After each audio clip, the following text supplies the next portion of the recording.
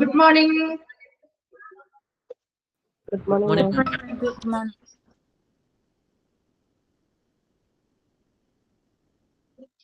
നമ്മുടെ materials management അല്ലേ പഠിച്ചുകൊണ്ടിരുന്നത്? അതെ. എവിടെ വരെ എടുത്തേ?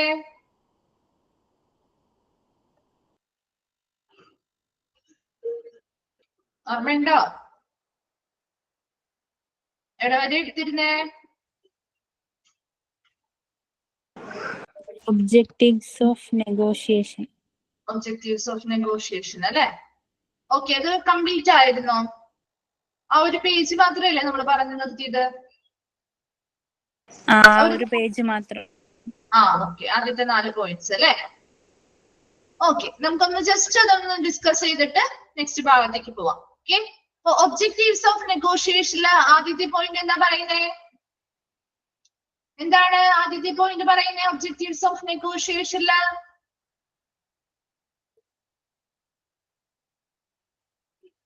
എന്താണ്?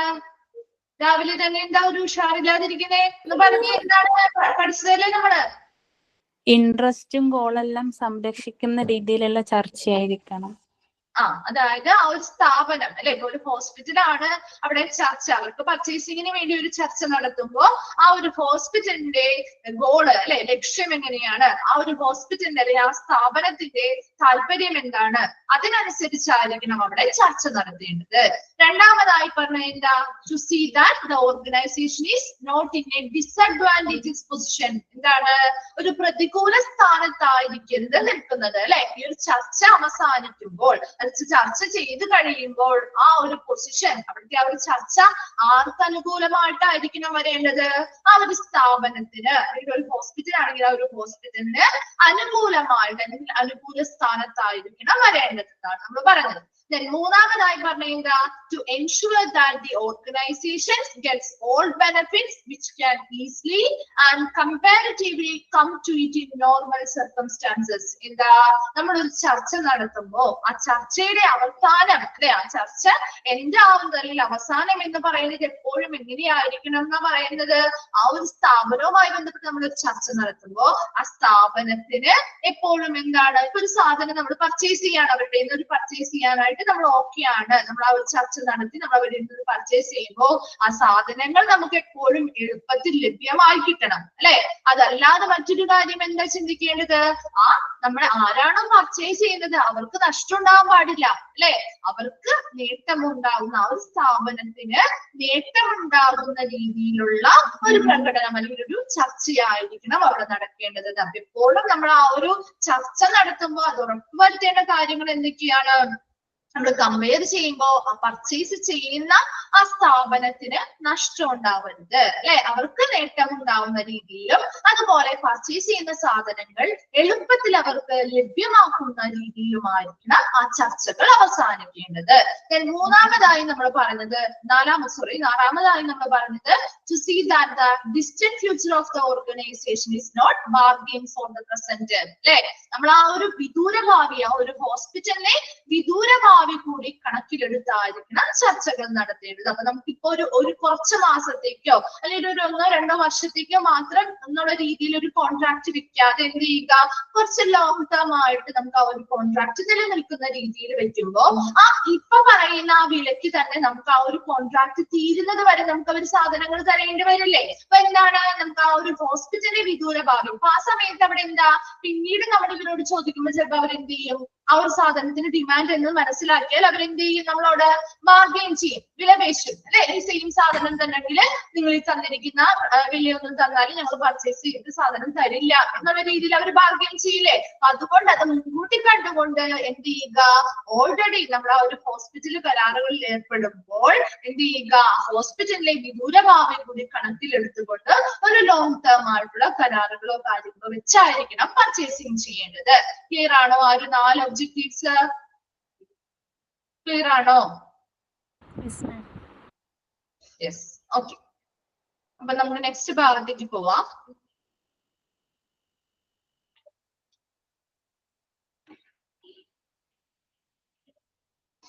ഓക്കെ, നെക്സ്റ്റ് ഒരു 2 പോയിന്റ് കൂടി ഉള്ളൂ നമുക്ക് ഒബ്ജക്റ്റീവ്സിൽ. നോക്കി, ensure that the terms and conditions are settled in apparent terms and nothing is left to interpretations which may result in misunderstanding and bitterness. എന്താണ് ഇവിടെ ഉറപ്പുവരുത്തേണ്ടത്? നമ്മൾ ആ ഒരു ചർച്ചയുമായി ബന്ധപ്പെട്ട ഒരു പർച്ചേസിങ്ങിന് തയ്യാറാവുമ്പോ അവിടെ കുറെ ടേംസ് ആൻഡ് കണ്ടീഷൻസ് ഉണ്ടാവും അല്ലെ, നിബന്ധനകളും വ്യവസ്ഥകളും ഉണ്ടാവില്ലേ? അപ്പൊ അതെല്ലാം എന്ത് ചെയ്യുക, കൃത്യമായിട്ട് സ്ഥാപിക്കുന്നുണ്ടോ എന്നുള്ളത് ഉറപ്പുവരുത്തുക. നമ്മളൊരു കരാറിൽ ഏർപ്പെടുമ്പോ അല്ലെങ്കിൽ ഒരാളിൽ നിന്ന് നമ്മൾ പർച്ചേസ് ചെയ്ത് സാധനങ്ങൾ വാങ്ങുമ്പോ അവിടെ രണ്ട് കൂട്ടരും പാലിക്കേണ്ടതായിട്ടുള്ള കുറെ വ്യവസ്ഥകളും നിബന്ധനകളും ഉണ്ട് അല്ലെ. നമ്മൾ എപ്പോഴും അങ്ങനെയല്ലേ, എപ്പോഴും അങ്ങനെയുള്ള നിബന്ധനകളും വ്യവസ്ഥകളും കൃത്യമായിട്ട് അവിടെ സ്ഥാപിച്ചിട്ടുണ്ടോ എന്ന് ഉറപ്പുവരുത്തണം. അത് കൂടാതെ എന്താണ് ചെയ്യേണ്ടത്? Nothing is left to interpretations which may result in misunderstanding and bitterness. ഇനി എന്താ, ഒന്നും എന്ത് ചെയ്യാൻ പാടില്ല, ലെഫ്റ്റ് ചെയ്യാൻ പാടില്ല. അതായത് പിന്നീട് അത് വിശദീകരണങ്ങളൊക്കെ നടത്തി എന്തെങ്കിലും മിസ്അണ്ടർസ്റ്റാൻഡിങ് അല്ലെങ്കിൽ തെറ്റിദ്ധാരണകളോ അല്ലെങ്കിൽ ബിറ്റർനെസ് എന്ന് പറയുന്നത് മോശമായ രീതിയിലുള്ളതോ അല്ലെ, അങ്ങനെ ഒന്നും എന്താണ് ഒന്നുമില്ലാത്ത രീതിയിൽ എപ്പോഴും കൊണ്ടുവരും. ഇപ്പൊ നമുക്കറിയാം, ഒരു രണ്ട് ഗ്രൂപ്പുകൾ തമ്മിൽ ഒരു ചർച്ച നടത്തി, ഒരു പർച്ചേസിംഗുമായി ബന്ധപ്പെട്ട് ചർച്ച നടത്തി. അപ്പൊ അവര് നമ്മളോട് പറയണം, നമുക്കൊരു വാക്ക് തന്ന തുക ഉണ്ടാവുമല്ലോ, ഇത്ര രൂപയ്ക്ക് നിങ്ങൾക്ക് ഇന്ന സാധനങ്ങൾ ഇത്ര ക്വാണ്ടിറ്റി എടുക്കുകയാണെങ്കിൽ നിങ്ങൾക്ക് ഇന്ന വിലയ്ക്ക് ഞങ്ങൾ തന്നേക്കാം എന്ന് ഓൾറെഡി പറയുമല്ലോ. ഒരു ഹോൾസെയിൽ കച്ചവടക്കാരുടെ അടുത്തൊക്കെ ഡീൽ ചെയ്യുമ്പോൾ അങ്ങനെയല്ലേ അവര് പറയാ. അപ്പൊ ആ ഒരു മാർക്കറ്റിൽ ഉള്ള സെയിം കോസ്റ്റിനേക്കാൾ കുറവായിരിക്കും നമ്മൾ അവരുടെ ബൾക്ക് പർച്ചേസ് ചെയ്യുമ്പോൾ അവർ തരുന്നത്. അപ്പൊ ആ ഒരു വില അവര് പിന്നീട് ആ ഒരു കാര്യം അവര് നമുക്ക് ഒരു പ്രാവശ്യം രണ്ട് പ്രാവശ്യം ചിലപ്പോ ആ ഒരു വിലക്ക് തന്നു. ഇനി അത് കഴിഞ്ഞ് നമ്മൾ അവരിൽ നിന്ന് പർച്ചേസ് ചെയ്യുമ്പോ അവര് ചിലപ്പോ നമുക്ക് ആ ഒരു വില തന്നില്ലെങ്കിൽ എന്താ പറ്റുക, അവരോട് നമുക്കൊരു സ്വാഭാവികമായിട്ടും നമുക്ക് എന്താ ഉണ്ടാവുക, ഒരു വിദ്വേഷം ഉണ്ടാവും അല്ലെ, അല്ലെങ്കിൽ ഒരു നമുക്കൊരു നല്ല രീതിയിലുള്ള ഒരു മോശം അനുഭവം ആയിരിക്കും, നല്ലൊരു അനുഭവം അല്ല ഉണ്ടാവുക. അപ്പൊ അങ്ങനെയുള്ള കാര്യങ്ങളൊന്നും ഒഴിവാക്കിയത്. ഇത് പിന്നീട് ഈ ഒരു കോൺട്രാക്ട് വെച്ചതിന് ശേഷം യാതൊരു രീതിയിലുള്ള ഒരു മോശം അനുഭവങ്ങൾ രണ്ട് ഗ്രൂപ്പുകൾക്കും ഉണ്ടാവാൻ പാടില്ല, അല്ലെങ്കിൽ യാതൊരു രീതിയിലുള്ള തെറ്റിദ്ധാരണകളൊന്നും ഉണ്ടാവാത്ത രീതിയിലുള്ള നിബന്ധനകളും വ്യവസ്ഥകളും പാലിച്ചായിരിക്കണം ആ ഒരു സാധനം പർച്ചേസ് ചെയ്യേണ്ടത് എന്നുള്ള ആ ഒരു നിബന്ധനകളും വ്യവസ്ഥകളും രണ്ട് ഗ്രൂപ്പുകളും പാലിക്കേണ്ട നിബന്ധനകളും വ്യവസ്ഥകളും ഉറപ്പുവരുത്തുകയും വേണം. ക്ലിയർ ആയോ? അത് ആ ഒരു പോയിന്റ് എന്താ ഉദ്ദേശിക്കുന്നതെന്ന് മനസ്സിലായോ? ക്ലിയർ ആയോ? ഓക്കെ, ജസ്റ്റ് എന്താണ് ഇല്ല, മൊയ്ബയ്ക്ക് ഇപ്പോഴും ക്ലിയർ ആയില്ല. എന്താണ് ഞാൻ ഉദ്ദേശിച്ചതെന്ന് വെച്ചാൽ എന്താ, രണ്ട് ഗ്രൂപ്പുകളും തമ്മിൽ ഒരു ചർച്ച നടത്തി. ആ ഒരു ചർച്ച നടത്തി കഴിഞ്ഞു കഴിയുമ്പോ അവരെന്ത് ചെയ്യും, സ്വാഭാവികമായിട്ടും പർച്ചേസിങ്ങിന് വേണ്ടിയുള്ള കരാറുകളിൽ ഏർപ്പെടും അല്ലെ, കോൺട്രാക്റ്റുകൾ കൊടുക്കും. അപ്പൊ ആ രണ്ട് ഗ്രൂപ്പുകളും ഈ ഒരു കരാറ്, രണ്ട് ഗ്രൂപ്പുകൾ ഒരാൾ പർച്ചേസ് ചെയ്യുകയാണെങ്കിൽ ആ പർച്ചേസ് ചെയ്യുന്ന ഓർഡറിന് കൃത്യമായിട്ട് മറ്റുള്ളവർ സാധനങ്ങൾ സപ്ലൈ ചെയ്യണം. അപ്പോഴല്ലേ പ്രശ്നങ്ങളൊന്നും ഇല്ലാതെ മുന്നോട്ട് പോകുള്ളൂ.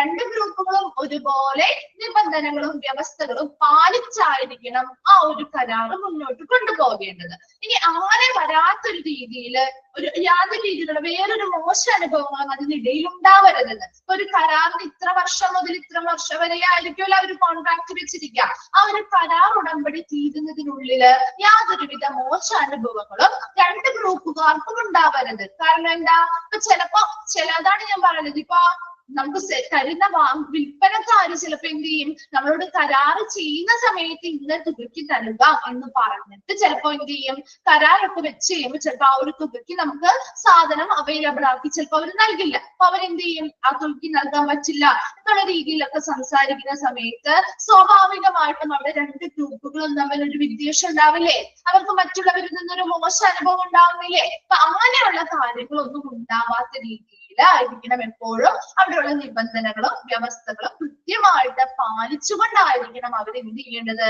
വർക്ക് ചെയ്യേണ്ടത്.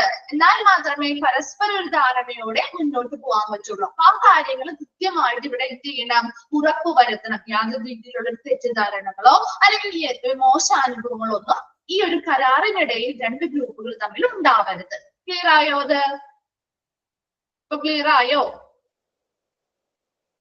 ഉമ്മയെ ക്ലിയർ ആയോ?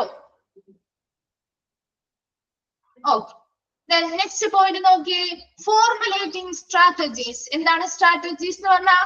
തന്ത്രങ്ങൾ അല്ലെ. തന്ത്രങ്ങൾ രൂപീകരിക്കുക. Plan of action design to achieve a long term aim. എന്താണ്? ഒരു ദീർഘകാല ലക്ഷ്യത്തെ അല്ലെ, ഒരു ദീർഘകാല ലക്ഷ്യം എന്ത് ചെയ്യണം? അച്ചീവ് ചെയ്യുന്നതിന്, നേടിയെടുക്കുന്നത്. നമ്മുടെ ദീർഘകാല ലക്ഷ്യം എന്ന് പറഞ്ഞാൽ എന്താ? നല്ല രീതിയിലുള്ള നമുക്ക് ഒത്തിരി സമയം നാളെ ഇവരിൽ നിന്ന് പർച്ചേസ് ചെയ്യണം അല്ലെ. ആ ഒരു സാധനം നമ്മൾ ഒത്തിരി നാൾ ഇവരിൽ നിന്ന് തന്നെ കരാറിൽ വെച്ച് നമുക്ക് പർച്ചേസ് ചെയ്യണമെങ്കിൽ അതിനാവശ്യമായ തന്ത്രങ്ങൾ എന്ത് ചെയ്യുക? രൂപീകരിക്കുക. പർച്ചേസിംഗുമായി ബന്ധപ്പെട്ട തന്ത്രങ്ങൾ രൂപീകരിക്കുക.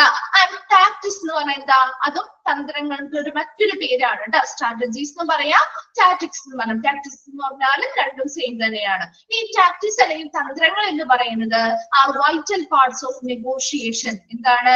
നെഗോഷിയേഷൻ അല്ലെങ്കിൽ ചർച്ചയുടെ ഏറ്റവും സുപ്രധാന ഭാഗമാണ് ഈ തന്ത്രങ്ങൾ മെനയുക എന്ന് പറയുന്നത്. എപ്പോഴും ആ ഒരു പർച്ചേസിംഗുമായി ബന്ധപ്പെട്ട് തന്ത്രങ്ങൾ രൂപീകരിക്കുക. അതെന്താണ്? Plan of action design to achieve a long term aim. ദീർഘകാല ലക്ഷ്യം നേടിയെടുക്കുന്നതിന് വേണ്ടിയുള്ള പ്രവർത്തനങ്ങളാണ് ഈ തന്ത്രങ്ങൾ എന്ന് പറയുന്നത്. ഇവിടെ നമുക്ക് എന്ത് വേണം? ഒരുപാട് നാൾ അവരിൽ നിന്ന് തന്നെ പർച്ചേസ് ചെയ്യണം. നമുക്ക് ആവശ്യമായുള്ള സാധനങ്ങൾ ആ സപ്ലയറിൽ നിന്ന് നമുക്ക് ലഭ്യമാക്കണം. ആ ഒരു ലക്ഷ്യം നേടുന്നതിന് വേണ്ടി തന്ത്രങ്ങൾ രൂപീകരിക്കുക. ഈ ഒരു തന്ത്രങ്ങൾ രൂപീകരിക്കുക അല്ലെങ്കിൽ സ്ട്രാറ്റജീസ് അല്ലെങ്കിൽ ടാക്ടിക്സ് എന്ന് പറയുന്നത് ഏതൊരു നെഗോഷിയേഷൻ പ്രോസസ്സിന്റെയും പ്രധാന അല്ലെങ്കിൽ സുപ്രധാന ഭാഗമാണ്. കിട്ടിയോ? നെക്സ്റ്റ് പോയിന്റ് ക്ലിയർ ആണോ? ആ രണ്ട് ഒബ്ജക്റ്റീവ്സും ക്ലിയർ ആയോ?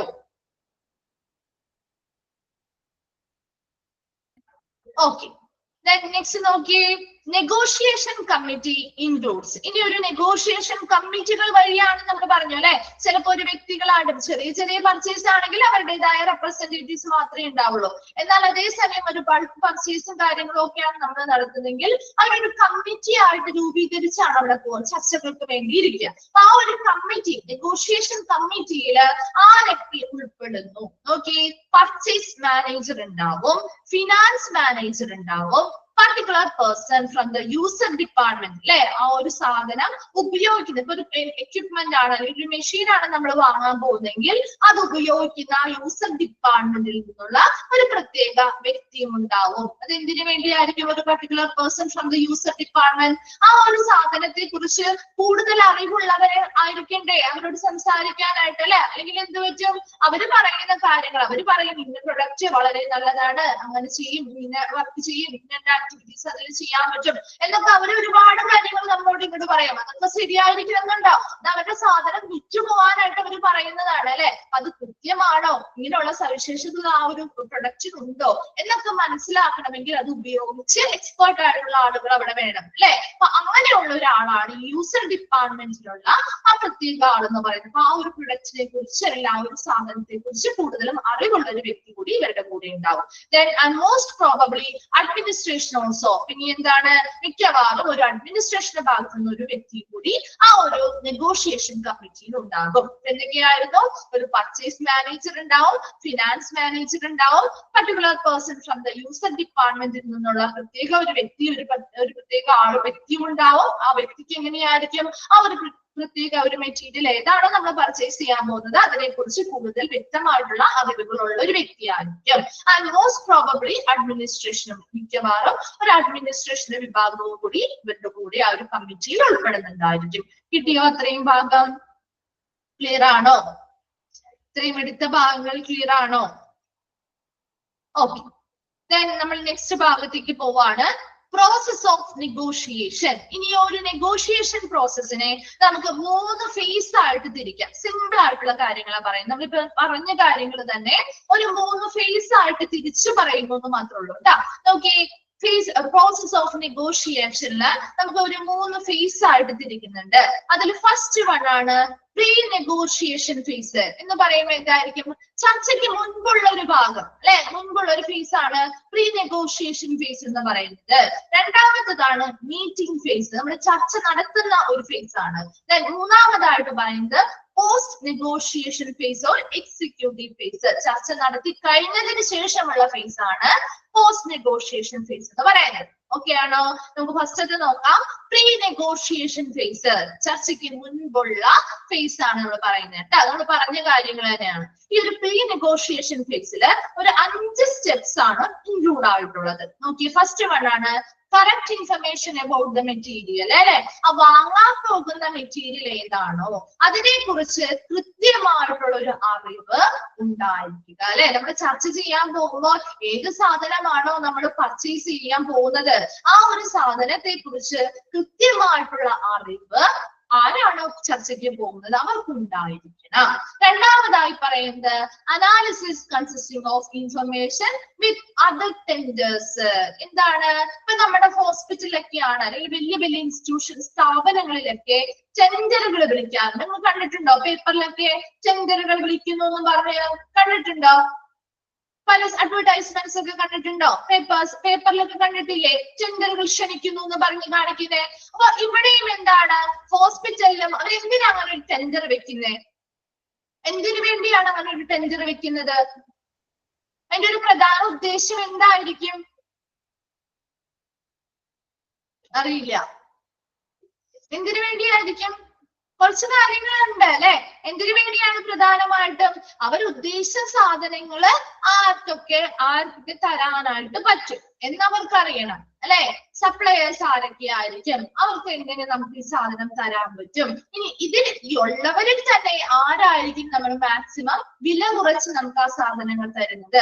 അങ്ങനെ കുറച്ച് കാര്യങ്ങൾ അറിയാൻ വേണ്ടിയല്ലേ അവർ ടെൻഡർ വെക്കുന്നേ. എന്നിട്ട് ആ ടെൻഡർ അവർ എന്താ ചെയ്യുക? അനലൈസ് ചെയ്യുന്നു. അതെവിടെ പറയുന്നേ? അനാലിസിസ്, വിശകലനം ചെയ്യുന്നു. Analysis the consisting of information with other tenders. അപ്പോ പല സപ്ലൈസിൽ നിന്നും നമുക്ക് ഇങ്ങനെയുള്ള ടെൻഡേഴ്സ് അല്ലെങ്കിൽ കൊട്ടേഷൻസ് കിട്ടിയിട്ടുണ്ടാവും അല്ലെ. ആ തന്നിരിക്കുന്ന ആ ഒരു കൊട്ടേഷൻസിൽ വന്ന ആ ഒരു ടെൻഡർ അല്ലെങ്കിൽ കൊട്ടേഷൻസിൽ നിന്നും എന്ത് ചെയ്യുന്നു? അതിനെ വിശകലനം ചെയ്യുന്നു. ഓരോരുത്തരും തന്നിരിക്കുന്ന ആ കൊട്ടേഷൻസ് അല്ലെങ്കിൽ ടെൻഡേഴ്സ് എന്താണ്, അവരതിൽ എന്തൊക്കെ കാര്യങ്ങളാണ് പറഞ്ഞിരിക്കുന്നത്, നമ്മൾ ആ പർച്ചേസിംഗുമായി ബന്ധപ്പെട്ട് നമുക്ക് അതിൽ ഏതാണ് ഏറ്റവും സ്യൂട്ടബിൾ ആയിട്ടുള്ളത് എന്നൊക്കെ ഇവർ വിശകലനം ചെയ്യുന്നു. മൂന്നാമതായി പറഞ്ഞത് objectives define how much maximum we can go. നമുക്ക് ഇതിനു വേണ്ടി എത്രത്തോളം പോകാൻ പറ്റും, അല്ലെങ്കിൽ നമുക്ക് അവരിൽ നിന്ന് മാക്സിമം എത്ര സാധനങ്ങൾ വാങ്ങാൻ പറ്റും എന്നുള്ളതിനെ കുറിച്ചുള്ള ഒരു ഐഡിയ ഉണ്ടായിരിക്കണം അല്ലെ. എത്ര സാധനം നമുക്ക് അവരിൽ നിന്ന് മാക്സിമം എത്ര സാധനം നമുക്ക് അവരിൽ നിന്ന് വാങ്ങാൻ പറ്റും എന്നതിനെ കുറിച്ചുള്ള ഒരു അറിവുണ്ടായിരിക്കണം. ചർച്ച നടത്തുമ്പോൾ ആ കാര്യങ്ങളൊക്കെ നമ്മൾ ഡിസ്കസ് ചെയ്യുമ്പോൾ അവർ ചോദിക്കും അല്ലെ. അപ്പൊ നമുക്ക് കൃത്യമായിട്ടുള്ള ഒരു മറുപടി കൊടുക്കണമെങ്കിൽ അത് നമ്മൾ അറിഞ്ഞിരിക്കണ്ടേ. നെക്സ്റ്റ് പറയുന്ന ഫോർത്ത് സ്റ്റെപ്പാണ് ഡെവലപ്പിംഗ് ഓഫ് സ്ട്രാറ്റജീസ്. തന്ത്രങ്ങൾ വികസിപ്പിക്കുക. സ്ട്രാറ്റജീസ് എന്ത് ചെയ്യുന്നു? ഡെവലപ്പ് ചെയ്യുന്നു. എങ്ങനെ നമുക്ക് പർച്ചേസ് ചെയ്യണം, അവരോട് എങ്ങനെ നമ്മൾ അതിനു വേണ്ടി സംസാരിക്കണം, പർച്ചേസിങ്ങിന് വേണ്ടി എന്തൊക്കെ സംസാരിക്കണം, നമ്മുടെ ഡിമാൻഡുകൾ എന്തൊക്കെയാണ് എന്നതിനെ കുറിച്ച് അവർ കൃത്യമായിട്ട് അവർക്ക് അത് പറഞ്ഞു കൊടുക്കാനായിട്ടുള്ള സ്ട്രാറ്റജീസ് അല്ലെങ്കിൽ തന്ത്രങ്ങൾ വികസിപ്പിക്കുന്നു. ഫിഫ്ത് വൺ ആണ് പ്രിലിമിനറി ടാക്ടിക്സ്. എന്താണ്? പ്രാഥമിക തന്ത്രങ്ങൾ എന്ത് ചെയ്യുക? ആസൂത്രണം ചെയ്യുന്നു. ഈ തന്ത്രങ്ങൾ വികസിപ്പിച്ചിട്ട് മാത്രം കാര്യമില്ല, അതെങ്ങനെ നമ്മളെ പ്രാവർത്തികമാക്കാം എന്നുള്ളത് എന്ത് ചെയ്യുന്നു? പ്ലാനിങ് ചെയ്യുന്നു അല്ലെങ്കിൽ ആസൂത്രണം ചെയ്യുകയാണ് ഇവിടെ ചെയ്യുന്നത്. അപ്പൊ അതിനൊരു എക്സാമ്പിൾ പറയാം. നമുക്ക് തന്ത്രങ്ങൾ മെനയുന്നതുമായി ബന്ധപ്പെട്ട് ഒരു കിങ് ലെയർ എന്ന് പറഞ്ഞ സിനിമ കണ്ടിട്ടുണ്ടോ? നിങ്ങൾ ഫിലിം കിങ് ലെയർ എന്ന് പറയുന്ന ഫിലിം കണ്ടിട്ടുണ്ടോ? ദിലീപിന്റെ. അപ്പൊ അവിടെ അവരൊരു മീറ്റിങ്ങിന് ഇരിക്കുന്നത് കണ്ടിട്ടുണ്ടോ? എന്തോ ഒരു കോസ്മെറ്റിക് പ്രൊഡക്റ്റോ എന്തോ ആണ് അല്ലെ, ഒരു ക്രീമോ എന്തോ ആണ് അല്ലെ. അപ്പൊ അതിനവരൊരു തന്ത്രം മെനയുന്ന എന്താ ദിലീപ് പറയുന്നതില്? ടൂത്ത് പേസ്റ്റോ എന്തോ ഒരു ക്രീമോ അല്ലെ. ആ ഒരു ബോട്ടിലിന്റെ എന്ത് ചെയ്യുന്നു? ഹോൾ വികസിപ്പിക്കുക എന്നുള്ളൊരു തന്ത്രം മെനയുന്നത് കണ്ടോ? അതവിടെ കൊടുത്തിട്ടില്ല, അവരെന്താണ് അത് പ്രാവർത്തികമാക്കിയിട്ടില്ല, പക്ഷെ അത് അവരെന്ത് ചെയ്യുന്നുണ്ട്? പ്ലാൻ ചെയ്യുന്നുണ്ട് അല്ലെ. അപ്പൊ അവരെന്താ ഉദ്ദേശിക്കുന്നത്? ആ ഒരു പ്രൊഡക്റ്റ് യൂസ് ചെയ്യുമ്പോൾ ഒറ്റ പ്രസ്സില് കുറച്ച് വരുന്നതിന് പകരം ആ ഹോള് വികസിക്കുമ്പോ ഒരുപാട് അത് പുറത്തേക്ക് വരും അല്ലെ. ഒരു മാസം കൊണ്ട് തീർക്കാവുന്ന ഒരു ക്രീം ആണെങ്കിൽ നമ്മുടെ ഈ ഒരു ഹോള് വികസിപ്പിക്കുന്നത് വഴി അത് എത്ര ഒരു അരമാസം അല്ലെ, പകുതി മാസം കൊണ്ട് തന്നെ 15 ദിവസം കൊണ്ട് തന്നെ ഈ സാധനം എന്ത് ചെയ്യും? തീർന്നു പോകും അല്ലെ. അപ്പൊ അവരെന്ത് ചെയ്യും? പിന്നെയും ആ സാധനം അടുത്തൊരെണ്ണം പർച്ചേസ് ചെയ്യും. ഇവർക്ക് ലാഭമല്ലേ കിട്ടുന്നേ. അപ്പൊ അതുപോലെയുള്ള തന്ത്രങ്ങൾ വികസിപ്പിക്കുകയും അതെങ്ങനെ ആസൂത്രണം ചെയ്യാണ്, അതെങ്ങനെ നമുക്ക് പ്രാവർത്തികമാക്കാം എന്നുള്ളത് ആസൂത്രണം ചെയ്യുകയും ചെയ്യുന്നു. ക്ലിയർ ആയോ? ആ ഒരു പ്രീ നെഗോഷിയേഷൻ ഫേസ് എന്താണെന്ന് മനസ്സിലായോ? ഒരു 5 സ്റ്റെപ്പുകളാണ് നമ്മൾ പറഞ്ഞത്. കൃത്യമായിട്ടുള്ള അവരുടെ ഇൻഫർമേഷൻസ് അവർക്ക് മനസ്സിലാവണം. ഏത് സാധനത്തെ കുറിച്ചാണ് നമ്മൾ പർച്ചേസ് ചെയ്യാനായിട്ട് ചർച്ചകൾക്ക് പോകുന്നത്. ആ ചർച്ചകൾക്ക് പോകുമ്പോൾ കൃത്യമായിട്ട് ഏതാണോ നമ്മുടെ മെറ്റീരിയൽ പർച്ചേസ് ചെയ്യാൻ പോകുന്നത് അതിനെ കുറിച്ച് വളരെ വ്യക്തമായിട്ടുള്ള ഒരു അറിവ് ഈ പോകുന്ന ആളുകൾക്ക് ഉണ്ടാവണം. രണ്ടാമതായി പറഞ്ഞത് വന്നിരിക്കുന്ന സപ്ലൈസിൽ വന്നിരിക്കുന്ന പല പല ടെൻഡേഴ്സ് കൊട്ടേഷൻസ് ഒക്കെ ഉണ്ടാവും അല്ലെ, അതെല്ലാം കൃത്യമായിട്ട് വിശകലനം ചെയ്യുകയും ഓരോരുത്തരെയും അത് എന്ത് ചെയ്യുക, മനസ്സിലാക്കുകയും അവരുടെ ടെൻഡേഴ്സും കാര്യങ്ങളും കൃത്യമായി മനസ്സിലാക്കി വെക്കുക. മൂന്നാമതായി പറഞ്ഞത് മാക്സിമം നമുക്ക് എത്ര പോകാൻ പറ്റും, അവരിൽ നിന്ന് മാക്സിമം നമുക്ക് എത്ര പർച്ചേസ് ചെയ്യാൻ പറ്റും എന്ന കാര്യങ്ങളെ കുറിച്ചുള്ള ഒരു ഐഡിയ ഉണ്ടായിരിക്കണം. അടുത്തത് പറഞ്ഞത് സ്ട്രാറ്റജി സെല്ലിംഗ് തന്ത്രങ്ങൾ വികസിപ്പിക്കുകയും അതെന്ത് ചെയ്യുക, ആ പ്രാഥമിക തന്ത്രങ്ങൾ കൃത്യമായിട്ട് എങ്ങനെ നടപ്പിലാക്കണമെന്ന് ആസൂത്രണം ചെയ്യുകയും ചെയ്യുന്നു. ക്ലിയർ ആയോ? പ്രീ നെഗോഷിയേഷൻ ഫേസ് ഓക്കെ ആണോ? ഓക്കെ ആണ്. ഓക്കെ, then സെക്കൻഡ് ഫേസ് ആണ് മീറ്റിംഗ് ഫേസ്. അപ്പൊ നമ്മളിപ്പോ പറഞ്ഞിരുന്നായിരുന്നു അത് ആ ഒരു മീറ്റിംഗ് അല്ലെങ്കിൽ ചർച്ച നടക്കുന്നതിന് മുൻപ് ചെയ്യേണ്ട കാര്യങ്ങളാണ് അല്ലെ. ഇനി നമ്മൾ വന്നിരിക്കുന്നത് മീറ്റിംഗ് ഫേസിലേക്കാണ്. എന്താണ്? ചർച്ച അല്ലെ. നമ്മൾ ചർച്ച നടത്താൻ പോവാണ്. will not be completed in one meeting. ചിലപ്പോൾ ഈ ചർച്ചകൾ ഒരു മീറ്റിംഗിൽ തന്നെ കംപ്ലീറ്റ് ആവണമെന്നില്ല. അതായത് ഒരു മീറ്റിംഗ് കൊണ്ട് ചിലപ്പോൾ വലിയ വലിയ പർച്ചേസ് ആണെങ്കിൽ നമുക്ക് ഒരു മീറ്റിംഗ് കൊണ്ട് നമുക്ക് ഈ ഒരു പ്രക്രിയ അല്ലെങ്കിൽ ചർച്ച എന്ന് പറയുന്നത് നമുക്ക് അവസാനിപ്പിക്കാൻ പറ്റില്ല. ചിലപ്പോൾ 1-2 ദിവസമൊക്കെ ഇത് കണ്ടിന്യൂഷൻ ആയിട്ട് പോവേണ്ടതായിട്ട് വരും. അതാണ് പറയുന്നത് will not be completed in one meeting. ചിലപ്പോൾ ഒരു മീറ്റിംഗ് കൊണ്ട് ചിലപ്പോൾ ഈ ഒരു ചർച്ച അവസാനിക്കണമെന്നില്ല. then ഇതിന് ഈ ഒരു മീറ്റിംഗ് ഫേസിനെ 3ആയിട്ട് ഡിവൈഡ് ചെയ്തിട്ടുണ്ട്. നോക്കിയേ, ഫസ്റ്റ് ആണ് എക്സ്പ്ലോറേറ്ററി മീറ്റിംഗ്. എന്താണ് എക്സ്പ്ലോറേറ്ററി മീറ്റിംഗ്? നോക്കിയേ, 2 parties introduce themselves and information analyzed. എന്താ ഇവിടെ ചെയ്യുന്നത്? 2 വിഭാഗം ഉണ്ടല്ലോ അല്ലെ.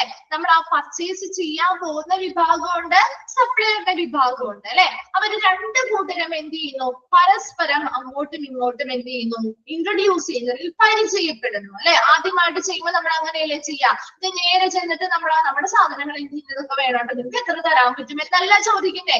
ചർച്ചയാകുമ്പോൾ അതിന് കുറെ ഘട്ടങ്ങളായിട്ട് പോകുന്നത് അല്ലെ. അപ്പൊ വലിയ വലിയ പർച്ചേസ് ആകുമ്പോൾ എപ്പോഴും നല്ല ശരിയായ പ്രോപ്പർ രീതിയിലോട്ട് തന്നെയായിരിക്കും പോവുക. അപ്പൊ അവരെന്താ ആദ്യം ചെയ്യുന്നത്? പരസ്പരം ആദ്യമായിട്ടായിരിക്കും കാണുന്നത്. അപ്പൊ അവരെന്താ ചെയ്യുന്നത്? 2 കൂട്ടരും അങ്ങോട്ടും ഇങ്ങോട്ടും അവരുടേതായ കാര്യങ്ങൾ ഇൻട്രൊഡ്യൂസ് ചെയ്ത് പരിചയപ്പെടുകയാണ് ചെയ്യുന്നത്. ആ ഇൻഫർമേഷൻസ് എക്സ്പ്ലെയിൻഡ് അവരുമായി ബന്ധപ്പെട്ട ആ കാര്യങ്ങൾ ഞങ്ങൾ ഇപ്പൊ നമ്മുടെ ഒരു മറ്റൊരു സപ്ലയർ ആണെങ്കിൽ അവർക്ക് ഇന്ന മേഖലയിൽ ഞങ്ങൾക്ക് ഇന്ന പ്രൊഡക്റ്റുകളുണ്ട്, ജനറൽ ആയിട്ടുള്ള കുറെ കാര്യങ്ങൾ അവർ പറയും അല്ലെ. അവർ സെൽഫ് ഇൻട്രൊഡ്യൂസ് ചെയ്യും. എന്താണ്, എങ്ങനെയാണ്, അവർ എത്ര വർഷമായി ഈ ഒരു മേഖലയിലുണ്ട്. അതുപോലെ നമ്മുടെ ഹോസ്പിറ്റലിലാണെങ്കിലും അങ്ങനെ അതിനെ പറ്റിയുള്ള കുറച്ച് കാര്യങ്ങൾ, നമ്മുടേതായ കുറച്ച് കാര്യങ്ങൾ പറയാനുണ്ടാവില്ലേ. അങ്ങനെ 2 കൂട്ടരും തമ്മിലുള്ള ഇങ്ങനെയുള്ള വിവരങ്ങളൊക്കെ വിശകലനം ചെയ്ത് എന്താണ് ഇൻഫർമേഷൻസ് ഒക്കെ വിശകലനം ചെയ്ത് അങ്ങോട്ടും ഇങ്ങോട്ടും ഒന്ന് എന്ത് ചെയ്യുന്നു? പരിചയപ്പെടുന്നതാണ് എക്സ്പ്ലോറേറ്ററി മീറ്റിംഗ് എന്ന് പറയുന്നത്. കിട്ടിയോ? രണ്ടാമതായി പറയുന്നത് ഡിസ്കഷൻ മീറ്റിംഗ് ആണ്. ഇവിടെ എന്താ നടക്കുന്നത്? Issues discussed. ഇനി രണ്ടാമത്തെ ഘട്ടത്തിലേക്ക് എത്തുമ്പോൾ അല്ലെങ്കിൽ ഡിസ്കഷൻ മീറ്റിംഗിൽ എത്തുമ്പോൾ എന്താണോ നമ്മുടെ ആ ഒരു പർട്ടിക്കുലർ വിഷയം അല്ലെ, ഏത് പ്രൊഡക്റ്റ് ആണോ നമ്മൾ പർച്ചേസ് ചെയ്യാൻ പോകുന്നത്, ആ പ്രൊഡക്റ്റ് പർച്ചേസ് ചെയ്യുക എന്നുള്ളതല്ലേ നമ്മുടെ പ്രധാന വിഷയം എന്ന് പറയുന്നത്. ഇവിടുത്തെ ആ ഒരു പ്രധാന വിഷയം അവരെന്ത് ചെയ്യുന്നു? ചർച്ച ചെയ്യുന്നു. അപ്പൊ ഡിസ്കഷൻ മീറ്റിംഗിലാണ് പ്രധാനമായിട്ട് എന്താണ് മെയിൻ കണ്ടന്റ് എന്താണ്, മെയിൻ ചർച്ച എന്താണോ അത് നടക്കുന്നത്. ദെൻ മൂന്നാമതായി പറയുന്നത് എഗ്രിമെന്റ് മീറ്റിംഗ്.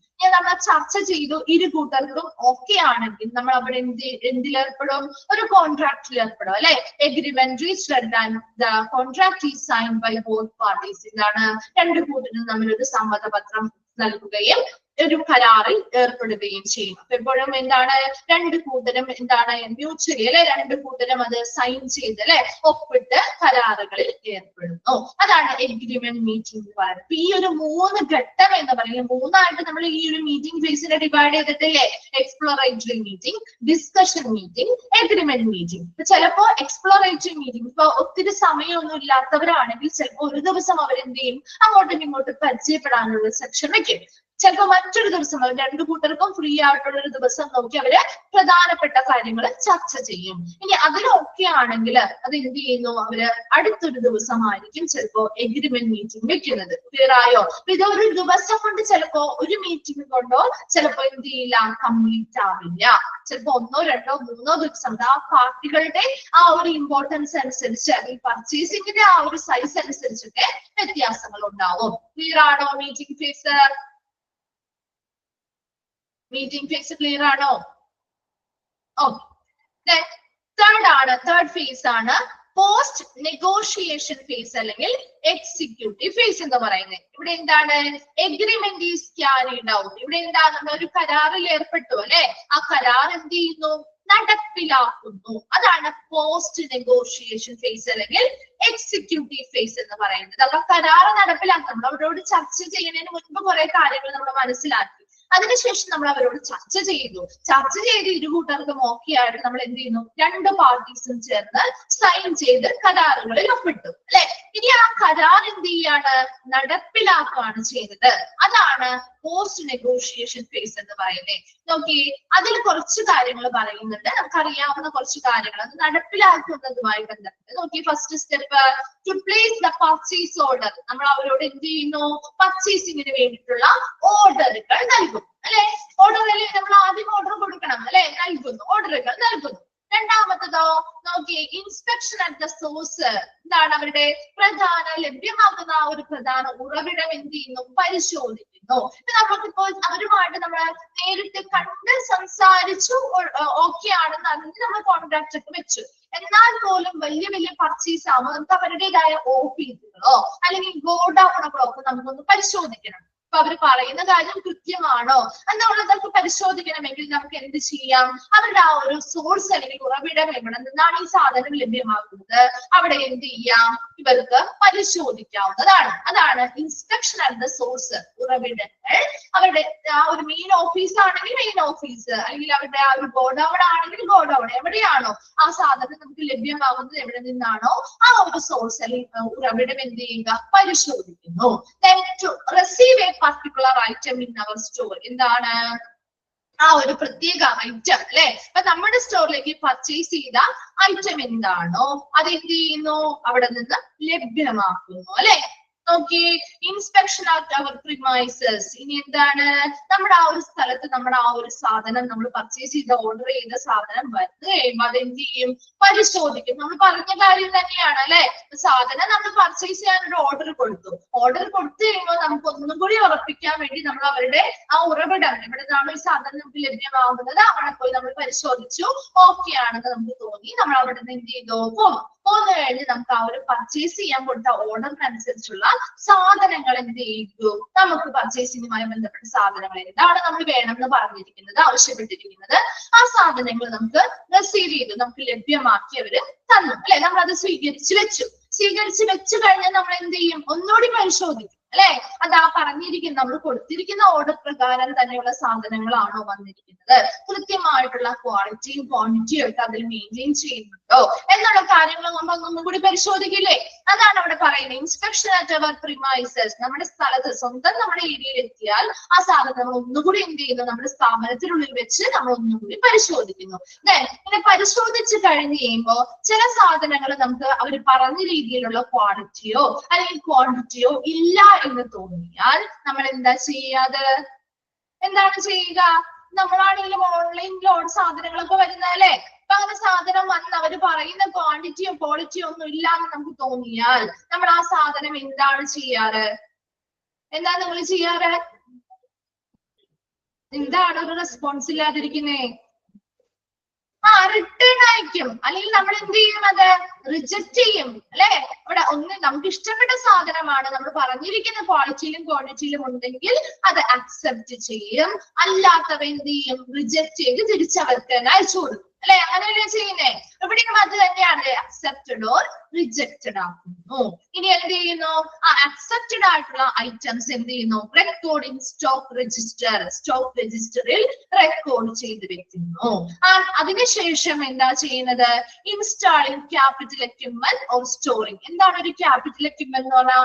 വലിയ വില കൊടുത്തു വാങ്ങേണ്ട സാധനങ്ങൾ അല്ലെങ്കിൽ ഉപകരണങ്ങളാണ് ക്യാപിറ്റൽ എക്യുപ്മെന്റ്സ്. നമുക്ക് ഒരു ഡീറ്റെയിൽഡ് ആയിട്ട് എന്നത് പഠിക്കാനുണ്ട് കേട്ടോ.